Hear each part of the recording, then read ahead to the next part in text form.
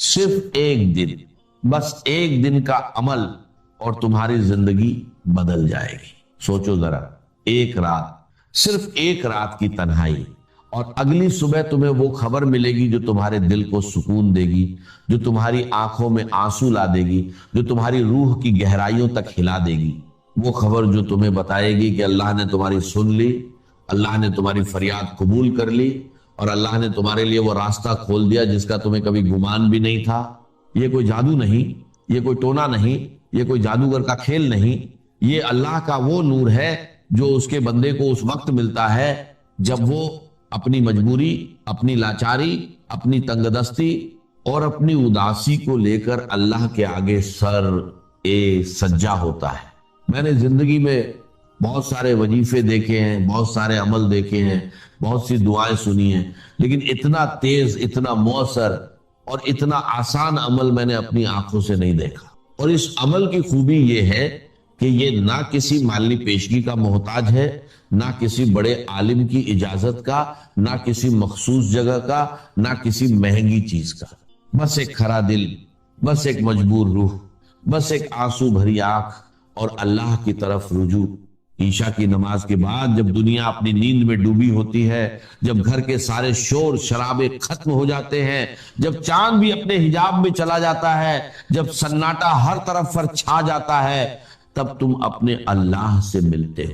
اس وقت تمہاری تنہائی تمہاری سب سے بڑی ساتھی بنتی ہے، اور تمہارا دل ایک معصوم سی دعا، ایک درد بھری فریاد اور ایک گہرا یقین کے ساتھ اللہ کے دربار میں پیش ہوتا ہے۔ اور یہ عمل کرنے کے بعد جو خوشخبری تمہیں صبح ملے گی، وہ تمہیں یقین دلائے گی کہ اللہ نے تمہاری دعا سن لی اور وہ تمہیں کبھی تنہا نہیں چھوڑتا۔ یہ عمل ان سب کے لیے ہے جو شادی کی رکاوٹ میں پھنسے ہوئے ہیں، ان بیٹیوں کے لیے جو کنواری بیٹھی ہے، جن کے پاس جہیز کا سامان نہیں، جن کے باپ کے ہاتھ خالی ہیں، جن کی ماں فکر میں رات کو جاگتی ہے اور دن میں بے چین رہتی ہے، ان بیٹیوں کے لیے جن کا رشتہ لوگ اس لیے ٹھکرا رہے ہیں کہ ان کے پاس دولت نہیں، زمین نہیں، گھر نہیں، کوئی کاروبار نہیں، ان بیٹیوں کے لیے جن کے گھر میں کوئی خاص آنے والا نہیں، کوئی رشتہ ڈھونڈنے والا نہیں، کوئی پیغام نکاح نہیں آ رہا، اور جو رشتہ آتا بھی ہے تو وہ کسی نہ کسی بہانے رک جاتا ہے، اور ان بیٹیوں کے لیے بھی جن کے رشتے آتے ہیں لیکن لوگ دیکھتے ہیں اور لوٹا جاتے ہیں جیسے وہ کچھ خاص نہیں، جیسے وہ پسند نہیں آتے، جیسے وہ کسی قابل نہیں۔ ان بیٹیوں کی ماؤں کے لیے جن کا دل روتا ہے رات بھر اور باپ کی آنکھیں نم رہتی ہیں صبح شام، اور وہ اپنی مجبوری پر پشماں ہوتے ہیں۔ اور ان لڑکوں کے لیے جو غریب ہیں، جن کے پاس نوکری نہیں، جن کے پاس زمین نہیں، جن کے پاس کوئی طاقت نہیں، اور لڑکی والے کہتے ہیں کہ ہم اپنی بیٹی کسی فقیر کو نہیں دے سکتے، ان لڑکوں کے لیے جنہیں محبت ہے لیکن وہ محبت اظہار نہیں کر سکتے کیونکہ سماج، ماں باپ اور رواج ان پر بوجھ بن گئے ہیں، ایک بوجھ جو انہیں دبا کر رکھ دیتا ہے۔ اور ان والدین کے لیے جو اپنی بیٹی کو یوں ہی دیکھتے ہیں اور کہتے ہیں کہ ہمیں تو کوئی جبرائیل امین جیسا داماد چاہیے یا کوئی وزیر اعلیٰ ہی ملے، لیکن وہ خود اپنی مجبوری کو نہیں دیکھتے۔ ان سب کے لیے جو شادی کے مسائل میں الجھے ہوئے ہیں، جو اپنی تکلیف کو چھپا کر مسکرا رہے ہیں، جو رات کو تکیے پر سر رکھ کر آنسو بہاتے ہیں، یہ وظیفہ ایک تیر ہے جو اللہ کی طرف سے آتا ہے اور ہر رکاوٹ کو چیرتا ہوا تمہارے دل تک پہنچتا ہے۔ اور یہ عمل صرف ایک دن کا ہے، ہاں صرف ایک دن۔ تم عشاء کی نماز پڑھو، اس نماز کے بعد جب تم اللہ کے ساتھ خاص بات کر رہے ہوتے ہو، پھر 2 رکعت نفل حاجت کی نیت سے پڑھو۔ نفل میں سورہ فاتحہ کے بعد 3 مرتبہ سورہ اخلاص پڑھو۔ قل هو اللہ احد اللہ الصمد لم یلد ولم یولد ولم یکن لہ کفوا احد۔ پہلی رکعت میں 3 مرتبہ، دوسری رکعت میں 3 مرتبہ، پھر رکوع، سجدہ اور سلام پھیرو، اور سلام کے بعد اسی جگہ بیٹھے، اسی سجدہ، اسی خشوع میں کسی سے بات نہیں کرنی، کسی سے کلام نہیں کرنی، کسی کا شور نہیں سننا، صرف تم اور تمہارا رب۔ پھر درود ابراہیمی 11 مرتبہ پڑھو، وہ درود جو ہماری نماز میں ہے، جو ہمیں اللہ سے جوڑتا ہے۔ اور پھر या लतीफ को 100 मर्तबा जुबान पर लाओ, दिल को उसी में मशगूल रखो और हर बार सोचो कि तुम किसको पुकार रहे हो, उस अल्लाह को जो अपनी मखलूक पर इतना लतीफ, इतना मेहरबान और इतना नरम है कि उसकी रहमत का कोई अंदाजा नहीं। बस इतना सा अमल और दूसरे दिन तुम्हारी जिंदगी में नया सूरज आएगा। लेकिन इस अमल की ताकत को मत भूलो। जब तुम या लतीफ कहते हो, तुम अल्लाह की नरमी, अल्लाह की शफकत और अल्लाह की मेहरबानी को पुकार रहे हो। अल्लाह जो बड़ा लतीफ है, जो अपने बंदों पर इतना लतीफ है कि वो उनकी गलतियां भूल जाता है, उनकी फरियाद सुनता है, उनके आंसू देखता है और अपने खजानों में से उनके लिए बेशुमार रहमतें निकालता है। तुम या लतीफ कहते हो और अल्लाह तुम्हारे लिए वो रास्ते बना देता है जो तुम्हें नजर नहीं आते, वो रास्ते जो तुम्हारी सोच से भी परे हैं। तुम या लतीफ कहते हो और अल्लाह उन दिलों को जोड़ देता है जो कभी सोच भी नहीं सकते थे कि आपस में मिलेंगे, वो रिश्ते जो ख्वाबों में भी नहीं थे। तुम या लतीफ कहते हो और अल्लाह तुम्हारे रिश्तों की उलझन को सुलझा देता है, वो उलझन जो महीनों बरसों से चल रही थी। तुम या लतीफ कहते हो और अल्लाह तुम्हारे दुश्मनों को दोस्त बना देता है और तुम्हारे रास्तों की कांटे हटा देता है। और ये अमल सिर्फ नाम के काम नहीं, ये अल्लाह के हुजूर में एक मजबूत रुजू है, एक गहरा तवस्सुल है, एक सच्ची लगन है।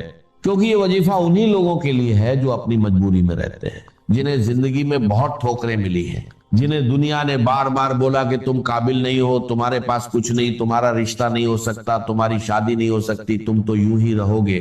उन्हें ये वजीफा सबसे ज्यादा अपना देता है, सबसे ज्यादा मोहब्बत करता है, क्योंकि ये उनकी उदासी को खुशी में बदलता है, उनकी नाकामी को कामयाबी में और उनकी अकेलापन को एक साथ का सुकून। सोचो जरा, एक बेटी जो बरसों से कुंवारी है, उसकी माँ रोज फजर की नमाज में रोती रहती है और उसकी आंखों से आंसू टपकते हैं जब वो अपनी बेटी की तरफ देखती है। उसका बाप रोज अपनी कमी को नापता है और सोचता है कि अगर मेरे पास पैसा होता तो रिश्ता हो जाता, अगर मेरे पास घर होता तो रिश्ते वाले लौट कर नहीं जाते।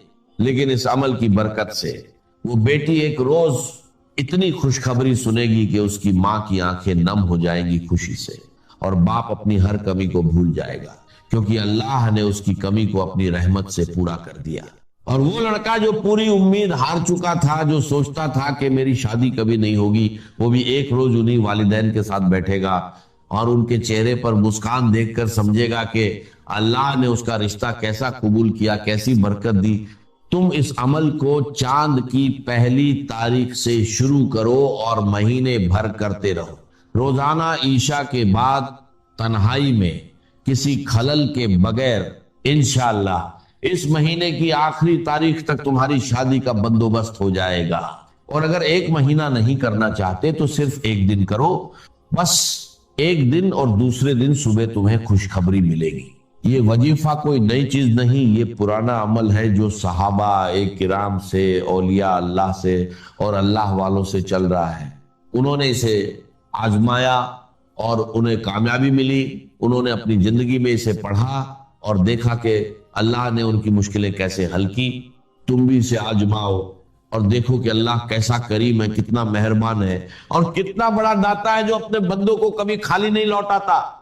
ये अमल इतना तेज है कि जो लोग महीनों तक रिश्ता ढूंढते हैं वो इस अमल के बाद कुछ ही दिनों में रिश्ता पा जाते हैं, जैसे कोई दीवार गिर जाए। जो लोग बरसों तक बेजवाजी बैठे हैं वो इस अमल के बाद कुछ ही हफ्तों में निकाह के बंधन में बंध जाते हैं, जैसे कोई जंजीर टूट जाए। और जो लोग मजबूरी में जहेज का सामान नहीं ला पाते, अल्लाह इस अमल की बरकत से कहीं से न कहीं से सामान पहुंचा देता है। या तो कोई रिश्ते वाला खुद सब कुछ कर देता है या अल्लाह किसी और जरिए से उनकी जरूरत पूरी कर देता है, या कोई करीबी रिश्तेदार मदद कर जाता है। ये अमल ऐसा है कि इससे अल्लाह बंदे की तरफ रुख करता है और उसकी तरफ से रहमतें बरसती हैं। इस अमल का एक और बड़ा फायदा यह है कि इससे रिश्तों में मोहब्बत भी पैदा होती है, वो सच्ची मोहब्बत जो सिर्फ अल्लाह की रहमत से आती है। अक्सर देखा गया है कि जहां रिश्ता हो जाता है वहां आगे चलकर इनकम्पैटिबिलिटी आती है, आगे चलकर झगड़े शुरू हो जाते हैं, आगे चलकर तलाक की नौबत आ जाती है। लेकिन इस अमल की برکت سے شادی کے بعد بھی دلوں میں محبت، مہربانی اور سکون رہتا ہے، جیسے کوئی گہرا دریا جو کبھی نہیں سوکھتا، کیونکہ تم نے اللہ سے پکارا تھا کہ مجھے نرمی دے، مجھے سکون دے، مجھے محبت دے، مجھے ہمدلی دے، اور اللہ اپنا یا لطیف نور تمہارے رشتے میں ڈال دیتا ہے، وہ نور جو ہر کھٹام کو دور کر دیتا ہے، ہر آگ کو بجھا دیتا ہے، پھر وہ رشتہ کبھی نہیں بگڑتا چاہے کتنی مشکلیں آئیں، اللہ کی رحمت ان سب کو بے اثر کر دیتی ہے۔ تم اس عمل کو بڑے دل سے کرو اور یقین رکھو کہ اللہ تمہاری سن رہا ہے، نہیں وہ صرف سن نہیں رہا، وہ تمہاری طرف دیکھ رہا ہے، تمہاری مجبوری کو سمجھ رہا ہے، وہ تمہاری ہر فریاد، ہر اداسی، ہر بے چینی، ہر تنہائی، ہر رات کے آنسو کو جانتا ہے، وہ تمہارے آنسو دیکھتا ہے جو تم رات کو بھیگتے ہو جب تم سوچتے ہو کہ کوئی نہیں دیکھتا، وہ تمہاری سوچ جانتا ہے کہ تم کیسے اپنے رشتے کے بارے میں فکر کرتے ہو، اور تمہاری ماں باپ کی فکر کو بھی جانتا ہے، تو اس سے کیوں نہ مانگو، اس سے کیوں نہ رکو، کیونکہ جب تم اپنا ہاتھ اس کی طرف پھیلاؤ گے تو وہ نہیں بھاگے گا، وہ تم سے کبھی نہیں مکرتا، وہ اپنی رحمت کی چادر تم پر ڈال دے گا اور تمہیں اپنی بارگاہ میں قبول فرمائے گا۔ اور یہ عمل زیادہ لمبا نہیں، بس 3 سے 5 منٹ کا ہے، لیکن اس کا اثر تمہاری زندگی کی لمبائی تک رہے گا، سالوں تک۔ یہ عمل کوئی بوجھ نہیں، یہ تو سکون کی طرف ایک کھلا دروازہ ہے، ایک راہ ہے جو سیدھا اللہ تک جاتی ہے۔ تم کیا جانتے ہو کہ اللہ نے اس عمل میں کتنی طاقت رکھی ہے؟ سورہ اخلاص 3 مرتبہ پڑھنا، درود 11 مرتبہ، اور پھر یا لطیف 100 مرتبہ، بس اتنا سا عمل اور اللہ تمہاری زندگی بدل دے گا، وہ بدلنا جو تم نے کبھی سوچا نہیں تھا۔ تمہیں کیا لگتا ہے کہ اللہ نے اس عمل میں کوئی راج نہیں رکھا؟ بالکل رکھا ہے۔ اس میں ایک گہرا راج ہے جو انہی کو ملتا ہے جو سچے دل سے اسے پڑھتے ہیں۔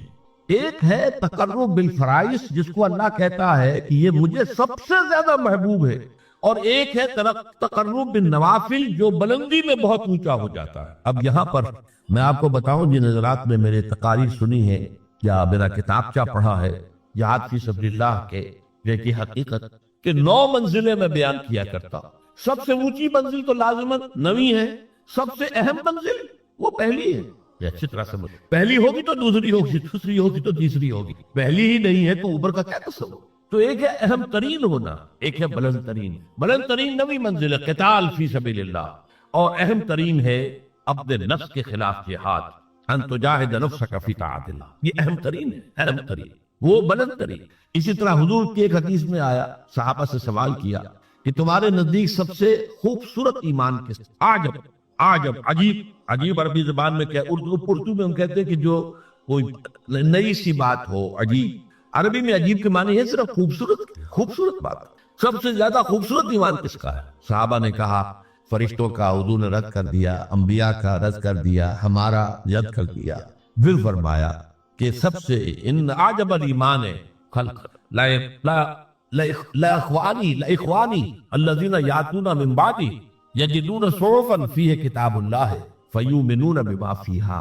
میرے نزدیک خوبصورت ترین ایمان میرے ان بھائیوں کا ہوگا جو میرے بعد آئیں گے، اور انہیں تو صرف اوراق ملیں گے جن میں اللہ کی کتاب لکھی ہوگی، اس کو اس پر ایمان لائے۔ اب دیکھیے، افضل ترین ایمان صحابہ کا ہے، کسی بڑے سے بڑے ولی کا ایمان بھی کسی ادنا سے ادنا صحابی سے بڑھ کر نہیں، یہ نوٹ کر، یہ ہمارا اجماعی عقیدہ ہے۔ افضل ترین ایمان صحابہ کا، لیکن خوبصورت ترین، عجب ترین ایمان یہ ہے کہ ان کا جو میرے بعد آئیں گے انہیں تو اللہ کی کتاب ملے گی اور آپ میں لکھی ہوئی اس پر ایمان۔ لیکن دونوں چیزوں کو رکھیے، ایک ہے سب سے زیادہ محبوب اللہ کو کیا ہے، وہ تو فرائض کے ذریعے سے تقرب، اور سب سے اونچا جو ہے تقرب کا مقام وہ نوافل کے ذریعے سے۔ اب جو باریک بات ہے وہ سمجھنے کی ہے، اس میں حالات کے اعتبار سے فرق واقع۔ فرض کیجئے نظام باطل کا غلبہ ہے، اس میں تو فرض ہے اس نظام باطل کے خلاف جدوجہد، اس کو ختم کر کے جڑ سے اکھیڑ کر جو اللہ کا دین ہے، دین حق، اسے غالب کر۔ اس فرض کو تو آپ بھولے ہوئے ہیں، نوافل میں زور لگا رکھا ہے، ساری رات کھڑے ہیں، نفلیں پڑھ رہے ہیں، روزے رکھ رہے ہیں، جو بھی روزہ حضور سے ثابت ہے وہ سب رکھ رہے ہیں۔ یہ تو نوافل ہی اللہ کے ہاں قبول نہیں۔ فرض کو چھوڑ، اگر کوئی شخص فرض نماز چھوڑتا ہے، وہ نہیں پڑھتا 5 وقتہ نماز اور باجماعت کا اہتمام نہیں کرتا، تو اگر ساری رات بھی کھڑے ہو کر نوافل ادا کرے گا تو زیرو ہے، اس لیے کہ پہلے فرض نفل کا بات. ہاں نوافل کے ذریعے سے تقرب بلند ترین تو ہے، لیکن یہ کب ہوگا؟ جب اللہ کا دین قائم ہو گیا ہو، نظام حق کا ہے، اس نظام کو آگے پھیلانا حکومت کا کام ہے، نظام خلافت جو ہے ان کا کام ہے، اللہ کی کتاب کی تعلیم و ترویج یہ اب حکومت کا کام ہے. اب افراد کو اجازت ہے وہ نوافل پر توڑ لگائیں، راتوں کو جاگیں، روزے رکھیں، اور بھی جس طریقے سے بھی نوافل پر اس طریقے اس حالت میں جو نوافل کے ذریعے سے تقرب حاصل ہوگا وہ بلندی میں وہ پہلے اس جو تقرب ہے بالفرائض اس سے بلندتر ہو جائے گا. لیکن اگر دین اللہ کا قائم نہیں اور باطل کا غلبہ ہے اس میں آپ نوافل کا اہتمام کر رہے ہیں، اگر وہ جد و جہد بھی کر رہے ہیں، اس نظام کو ختم کر کے اللہ کا دین قائم کرنے کی پوری کوشش کر رہے ہیں، تن من دھن لگا رہے ہیں، اور اس میں کچھ نوافل کا بھی اہتمام ہو جائے تو نور العلو سونے پر سہاگا. لیکن اگر اس سے قطع نظر، اس کے تو خیال ہی نہیں، اس کا دھیان ہی نہیں، جیسے ہمارے ہاں کیا ہے جو سلسلے چل رہے ہیں خانقاہی، ان میں سے کسی کو فکر نہیں کہ نظام باطل جو ہے اس کے خلاف بھی کوئی جد و جہد کرنا، لیکن یہ کہ وہ سلوک کی منزلیں طے ہو رہی ہیں، مقامات طے ہو رہے ہیں، اور اونچے سے اونچے روحانی مقامات کی طرف انسان بڑھتا چلا جا رہا ہے، یہ طریقہ صحیح نہیں. یہ فرض ہے، اس فرض کو اس کی طرف سے بے اعتنائی برت کر نوافل کی طرف دھیان کرنا، یہ دین کے فلسفے اور حکمت کے بالکل. میں اس کو ذرا اور زیادہ ہائی لائٹ کرنے کے لیے کہتا ہوں کہ فرض کی یہ تصور کیجئے، جب دامن احد میں جنگ ہو رہی تھی اور مسلمان زندگی اور موت کی کشاکش میں تھے، خود حضور جس طریقے سے زخمی ہوئے ہیں، اتنا خون آپ کا بہ گیا کہ آپ بے ہوش ہو کر زمین پر گر گئے صلی اللہ علیہ وسلم، فدا ہو آباؤنا و امہات.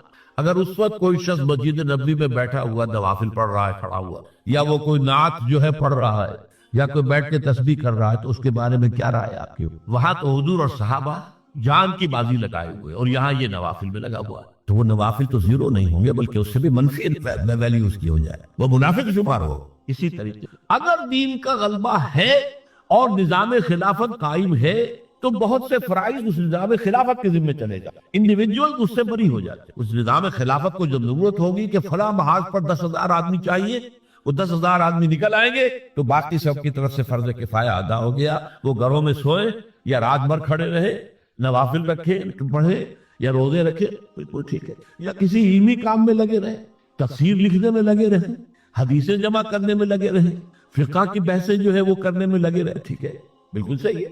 لیکن اگر غالب جو ہے نظام وہ باطل کا ہے اور اس کے خلاف جد و جہد نہیں ہو رہی تو پھر یہ سارے کام جو ہیں یہ زیرو سے ضرب کھا کر زیرو. پرائمری امپورٹنس ہوگی اللہ کے دین کو قائم کرنے کی. یہ ہے فرق تقرب بالنوافل اور تقرب بالفرائض. اب یہاں اس آیت میں دیکھیے کس خوبصورتی کے ساتھ آیا ہے، یا ایھا الذین آمنوا اتقوا اللہ وابتغوا الیہ الوسیلۃ وجاہدوا فی سبیلہ لعلکم، جہاد کرو اس کی راہ میں. یہ ہے فرض. نوافل اور رات کو کھڑے رہنا یہ نوافل ہے، روزے رکھنا نوافل ہے، روزے رمضان کے فرض باقی رکھنے. لیکن جہاد اللہ کی راہ میں، جہاد جد و جہد، جان اور مال کا کھپانا کس لیے؟ تاکہ اللہ کا دین قائم ہو، اللہ کا نظام برپا ہو جائے. یہ ہے گویا کہ تقرب اللہ کا سب سے بڑا وسیلہ جو یہاں بیان کیا جائے. کیوں کہ اس وقت صورت کیا تھی کہ حضور اور صحابہ اس جد و جہد کے اندر تھے. وہ تو آپ کو معلوم ہے کہ جو جد و جہد کر رہے تھے اس میں جانے مال کھپا رہے تھے، جانے دے رہے تھے صحابہ کرام، یہاں تک کہ حضور کی اپنی تمنا اور آرزو یہ تھی لوددت ان اقتل فی سبیل اللہ ثم احیا ثم ابتلا ثم احیا ثم ابتلا. میری بڑی خواہش ہے میں اللہ کی راہ میں قتل ہو جاؤں، پھر زندہ کیا جاؤں، پھر قتل ہو جاؤں، پھر زندہ کیا جاؤں، پھر قتل ہو جاؤں. ایک طرف وہ حضرات ہیں. تو اگر کوئی شخص اس سے کنارہ کشی کر کے اور نوافل کے اندر لگا چلہ کشی کر رہا ہے، روزہ عام نہیں، روزہ اور بھی. اب جو ہمارے ہاں صوفیاء کے ہاں روزے جو رائج ہے اس میں طرح طرح کے روزے ہیں. وہ صرف ایک دن کا روزہ نہیں، کئی کئی دن کے روزے جس کو وہ صوم وصال کہا حضور نے، وہ بھی رکھتے ہیں. حالانکہ اس سے صحابہ کرام کو حضور نے منع کر دیا کہ آج روزہ آپ نے رکھا اور شام کو افطار نہیں کیا، بلکہ رات بھر بھی وہ روزہ رہا، اگلے دن بھی پورا روزہ رہا، اور اگلے روز جا کے آپ نے افطار کیا تو اسے کہیں گے صوم وصال. 2 دن کا صوم وصال ہے، 3 دن کا صوم وصال، کہ مسلسل جو ہے 3 دن تک روزہ چل رہا ہے. حضور رکھتے تھے لیکن صحابہ کو آپ نے منع کیا، انہوں نے شکوہ کیا حضور آپ رکھتے ہمیں منع کرتے. تو آپ نے فرمایا ایکم مثلی، تم میں سے کون ہے مجھ جیسا؟ ابھی تو عند ربی، میں تو رات گزارتا ہوں اپنے رب کے پاس. وہ یطعمنی و یسقین، وہ مجھے کھلاتا بھی ہے پلاتا بھی ہے. اب وہ کیا کھلانا ہے کیا پلانا ہے کیا اس کی روحانی حقیقت ہے یہ ہم نہیں سمجھ سکتے. یہ خصائص نبوی میں سے ہے، وہ چیزیں کہ جو خاص ہے نبی اکرم صلی اللہ علیہ وسلم کے ساتھ، جو امت کے لیے پھر عام طور پر جس کی اجازت نہیں ہے. لیکن اس قسم کے روزے بھی وہاں رکھے جاتے ہیں، لیکن اس سے کوئی پرواہ ہی نہیں، فکر ہی نہیں کہ نظام باطل کا ہے. تو باطل کے اقتدار میں تقویٰ کی آرزو، کتنا ہنسی فریب ہے جو کھا رہے ہیں ہم. وہ متقی بھی بن رہے ہیں، شیخ بھی بن گئے، شیخ المشائخ بھی بن گئے ہیں، اور وہ زبدت جو ہے مرشدین بھی بن گئے ہیں، سب کچھ ہو گئے ہیں. لیکن یہ کہ اس باطل کے خلاف وہ کشمکش ہے ہی نہیں، اس کے خلاف وہ جدوجہد ہے ہی نہیں.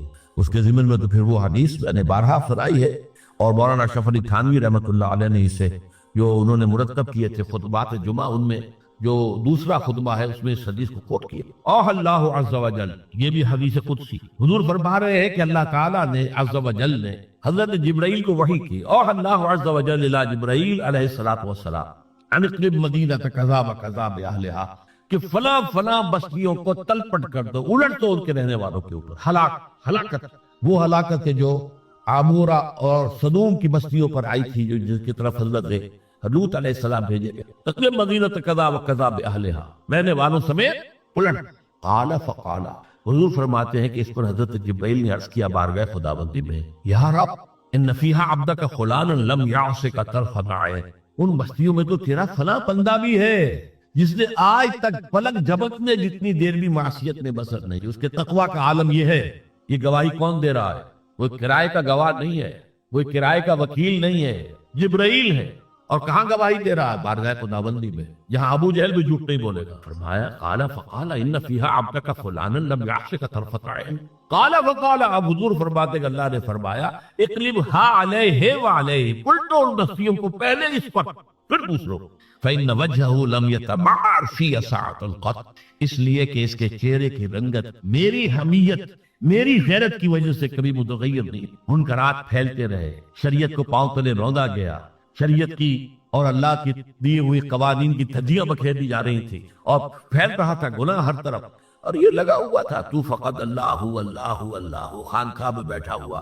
ظاہر بات ہے خانقاہ میں جو بیٹھا ہوگا اسے گناہ کرنے کی کیا ضرورت ہے؟ نہ زندگی کے وہ میدان میں ہے، نہ معاش کا کچھ سلسلہ ہے، کوئی کچھ دے گیا، کسی نے کوئی ہدیہ پیش کر دیا، اس سے جو ہے وہ گزارا کر رہے، تو گناہ کا معاملہ کیا ہوگا وہاں؟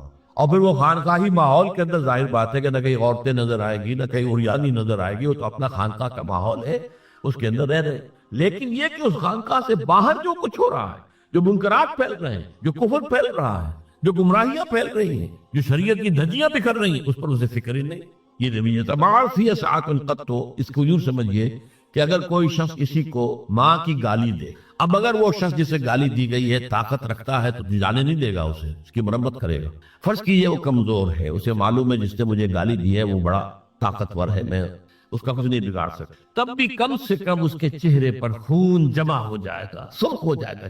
غیرت کا یہ تو کم سے کم انداز ہوگا کہ میری ماں کی. اگر یہ بھی نہیں ہے، سب کچھ دیکھ رہے، بیٹھے سن رہے، لیکن کوئی ذکر نہیں ہو رہی، تو پھر کسی روحانی ترقی کا، کچھ ولایت کے مقام کا، کچھ تقرب اللہ کا کوئی سوال نہیں. تو میں نے آج کوشش کی ہے کہ آپ کے سامنے ان چند چیزوں پر جو بڑی کنٹروورشیل ہے، اس میں عدل کا راستہ آپ کے سامنے رکھیں. درمیانی راستہ کیا ہے؟ نہ تو آپ سرے سے انکار کریں کہ مرتبہ ولایت کو شے ہے ہی نہیں ہے، قرآن سے ثابت ہے، حدیث سے ثابت ہے، اور اللہ کو فرماتا ہے کہ جو شخص میرے ولی سے دشمنی کرے گا اس کے خلاف میرا اعلان چاہتے ہیں. پھر اللہ کا قرب، وہ قرب واقعتاً اس حد تک ہو سکتا ہے کہ اللہ انسان کی آنکھ بن جائے جس سے وہ دیکھے، اللہ انسان کے کان بن جائے جس سے سنے، اللہ انسان کے ہاتھ بن جائے جس سے وہ پکڑے، اور اللہ انسان کے پاؤں بن جائے جس سے وہ چلے. یہ ممکن ہے، حدیث ہے. اس سے ظاہر بات ہے کرامات کا صدور ہوگا، کرامات کا ظہور ہوگا، لیکن اس کے ساتھ اس بات کو سمجھنا ان میں پہلی شرط تقویٰ ہے، اور نمبر 2 یہ کہ یہ تقرب اللہ کے لیے ایک ہے فرائض کے ذریعے. جہاد فرض ہے، فرض عین ہے. باطل کا غلبہ ہے تو فرض عین ہے اس کے خلاف جد و جہد کرنا، اور اس کے لیے اجتماعی جد و جہد کرنا. جیسے نماز 5 وقتہ فرض ہے، اور اس کے لیے اگر کوئی شخص مسجد سے فاصلہ اس کا زیادہ نہ ہو اور وہ گھر میں نماز پڑھے، اس کی نماز قبول نہیں ہوگی. لا صلاۃ علی جار المسجد الا فی المسجد، جو مسجد کے پڑوس میں رہتا ہے اس کی نماز قبول نہیں ہوگی اگر وہ مسجد میں حاضر ہو کر نماز نہیں پڑھ رہا 5 وقت، جماعت کا انتظام نہیں. تو ان فرائض کی طرف توجہ نہ ہو، اللہ کے دین کے غلبے کی جد و جہد نہ ہو، اور نوافل کے ذریعے سے، چلہ کشیوں کے ذریعے سے، مراقبوں کے ذریعے سے، اور وہ نئے نئے ایجاد کردہ اذکار کے ذریعے سے انسان سمجھے کہ میں تقرب بالنوافل کے اس مقام پر فائز ہو جاؤں گا، تو یہ دوسری بہت بڑی غلط ہے۔ یہاں کامیابی کا اعلیٰ معیار نہیں بیان کیا جا رہا بلکہ اس کا کم سے کم معیار بیان کیا جا رہا۔ میں ذرا توجہ دلاؤں گا اس بات کی طرف، سطحی طور پر ذرا ہو سکتا ہے کہ اس میں کوئی مغالطہ پیش آ جائے۔ تقابل کیجئے ذرا، ایک سورۃ العصر ہے، والعصر ان الانسان لفی خسر الا الذین آمنوا وعملوا الصالحات وتواصوا بالحق وتواصوا بالصبر۔ ایک سورۃ التین ہے، والتین والزیتون وطور سینین وہذا البلد الامین لقد خلقنا الانسان فی احسن تقویم ثم رددناہ اسفل سافلین الا الذین آمنوا وعملوا الصالحات فلہم اجر غیر ممنون۔ اب ان کا تقابل کیجئے۔ سورۃ العصر یہ بتا رہی ہے کہ سب لوگ تباہی میں ہیں سوائے ان کے جو 4 شرطیں پوری کریں۔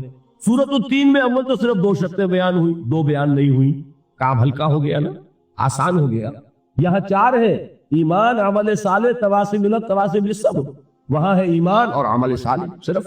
نمبر 2 یہ کہ وہاں فرمایا گیا فَلَهُمْ أَجْرٌ غَيْرُ مَمْنُونٍ، ان کے لیے تو بہت بڑا اجر ہے جس کا سلسلہ کبھی منقطع نہیں ہوگا۔ اور یہاں کہا جا رہا ہے وہ کامیابی ناکامی سے بچ جائیں گے۔ مستثنا ہے کس سے؟ ان الانسان لفی خسر۔ یہ بالکل ایسے ہی ہے جیسے کہ کسی کو آپ بچے کو، طالب علم کو کہیں محنت کرو، کوشش کرو، فرسٹ ڈویژن میں پاس ہو جاؤ، اور کسی سے آپ یہ کہیں کہ محنت کرو، کوشش کرو ورنہ فیل ہو جاؤ۔ اب ان دونوں کے درمیان جو فرق ہے وہی فرق ہے سورۃ التین میں اور سورۃ العصر۔ سورۃ العصر ناکامی سے استثناء کو بیان کر رہی ہے اور وہاں 4 شرطیں ہیں، اور سورۃ التین یہ اعلیٰ درجات کا بیان ہو رہا ہے، 2 شرطیں ہیں۔ اس کو قرآن مجید کی اصطلاحات سے بھی اللہ کرے کہ آپ واقف ہو جائیں۔ ایک کو ہم کہیں گے کہ ایک پر انذار کا رنگ ہے اور دوسرے پر تبشیر کا رنگ ہے۔ یہ 2 الفاظ بارہا آپ نے پڑھے ہو۔ سورہ بنی اسرائیل میں فرمایا حضور سے مخاطب ہو کر وَمَا أَرْسَلْنَاكَ إِلَّا مُبَشِّرًا وَنَذِيرًا، اے نبی ہم نے نہیں بھیجا آپ کو مگر بشارت دینے والا اور خبردار کرنے والا بنا کر۔ سورہ کہف میں جمع کے صیغے میں آیا وَمَا نُرْسِلُ الْمُرْسَلِينَ إِلَّا مُبَشِّرِينَ وَمُنذِرِينَ، ہم نہیں بھیجتے رہے اپنے رسولوں کو مگر مبشر اور نذیر بنا کر۔ حضور کے بارے میں فرمایا اِنَّا أَرْسَلْنَاكَ شَاهِدًا وَمُبَشِّرًا وَنَذِيرًا۔ جمع کے صیغے میں سورہ نساء میں فرمایا رسلا مبشرین ومنذرین لئلا یکون للناس علی اللہ حجۃ بعد الرسل وکان اللہ عزیزا حکیما۔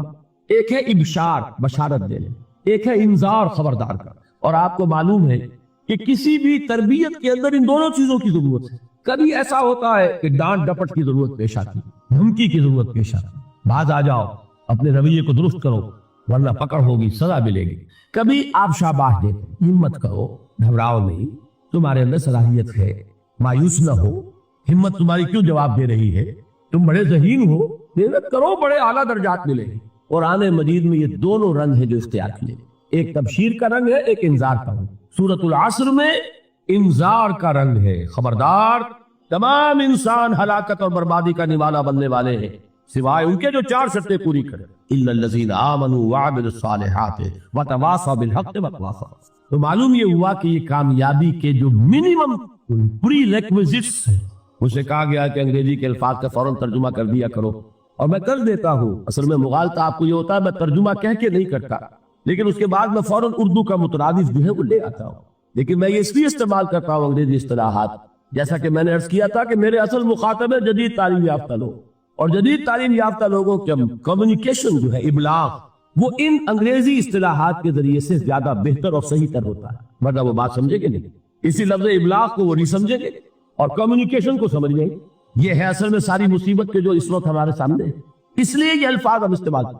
تو میں یہ کیا عرض کر رہا تھا کہ در حقیقت ان الانسان لفی خسر الا الذین آمنوا وعملوا الصالحات وتواصوا بالحق وتواصوا بالصبر، یہ منیمم پری ریکویزٹس ہیں، کم سے کم لوازم ہیں نجات کے، ان سے کم تر پر نجات کا کوئی سوال نہیں، اس لیے کہ قسم کھا کر اللہ فرما رہا ہے، زمانے کی قسم ہے، تمام انسان خسارے میں ہے سوائے ان کے جو 4 شرطیں پوری کریں۔ تو تیسری چیز ذہن میں یہ رکھیے، یہ 4 شرطیں لازم ہو، یہ بہت اہم نکتہ ہے۔ ابھی ہم نے کسی لفظ کی گہرائی میں اتر کر نہیں دیکھا ہے، ابھی تو ہم سرسری طور پر تذکر بالقرآن کے مرحلے میں ہیں۔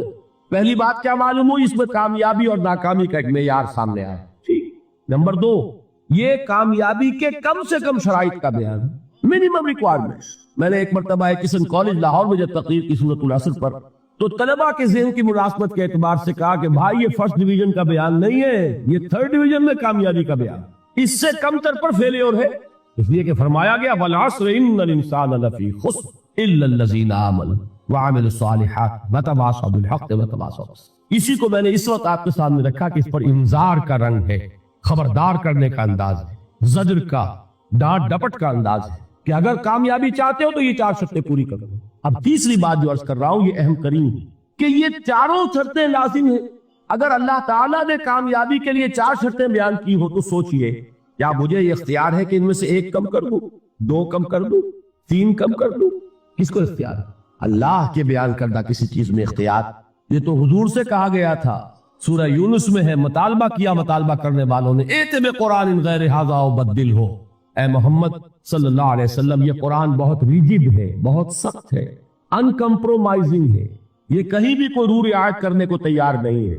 تو ہمارا اور آپ کا معاملہ نہیں ہو سکتا اس قرآن پر، اس قرآن میں کوئی ترمیم کیجئے یا کوئی اور قرآن لائیے۔ تو حضور سے کیا کہلوایا گیا؟ قل ما یکون لی ان ابدلہ من تلقاء نفسی ان اتبع الا ما یوحی الی۔